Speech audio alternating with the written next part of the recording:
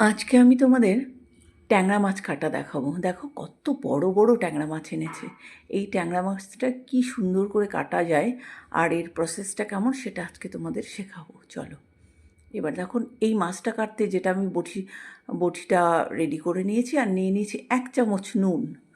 এই নুনটা দিয়েই একটু একটু করে হাতে লাগিয়ে আমি কি করে মাছটা কাটি সেটা আজকে আমি তোমাদেরকে দেখাচ্ছি। দেখো, প্রথমে একটা মাছ নিয়ে লেজাতে একটু লাগিয়ে নিলাম আর একটু হাতে লাগিয়ে নিয়েছিলাম। আর কাটা দুটোকে কাটার পর দু সাইডে কাটা আর যে দাড়িগুলো যে থাকে গোঁফ সেগুলোকে কেটে দিলাম। দেওয়ার পরে আবার একটু হাতে নুন লাগিয়ে দেখো এই সাইড থেকে কাটার অংশটাকে টেনে বটির সাহায্যে এরকম টেনে তুলে ফেলে দিতে হয়।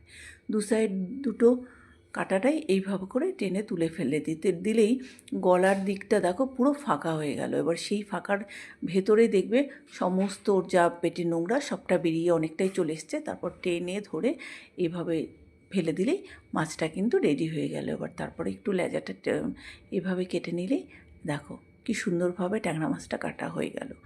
এইভাবে ধীরে ধীরে দাঁড়াও, আরও একটা মাছ কেটে তোমাদের দেখাচ্ছে। এই দেখো, প্রথমে পাখনাগুলো যত যা আছে পুচ্ছ পাখনা, পায়ু পাখনা সবটা কেটে নিলাম, একটু লেজা কেটে নিলাম, আবার একটু নুন লাগিয়ে নিয়ে এই দেখো দুদিকের কাঁটাটাকে এইভাবে একটু বটির সাহায্যে টেনে কেটে ফেলে দিলেই গলার দিকটা পুরো ফাঁকা হয়ে গিয়ে পেটের যে নোংরাগুলো এই দেখো বেরিয়ে চলে এলো। তারপরে এটাকে টেনে ফেলে দিয়ে হয়ে গেল মাছ কাটা। তারপর গোপগুলোকে এইভাবে কেটে নিলেই হয়ে গেল মাছ কাটা। ঠিক এইভাবে একটু ধীরে ধীরে কেটে নিলেই সুন্দর কিন্তু ট্যাংরা মাছ কাটা যাবে। এটাই হচ্ছে মেন নিয়ম ট্যাংরা মাছের। আবার এই দেখো যে নুনটা একটু বেঁচে গেছিলো, আমার সব কটা মাছ কাটা হয়ে গেছে। কাটার পরে এই দেখো এইটুকু নুন বেঁচে গেছে, ওটা দিয়েই আমি মাছটাকে চটকে চটকে একদম কচলে কচলে ধুয়ে ফেলবো। এই দেখো নুনটা দিয়ে কেটে চটকে নিচ্ছি। বেশ করে কিন্তু কচলাতে হবে, কচলে কচলে পুরো স্কিনটাকে একদম খসখসে করে দিতে হবে।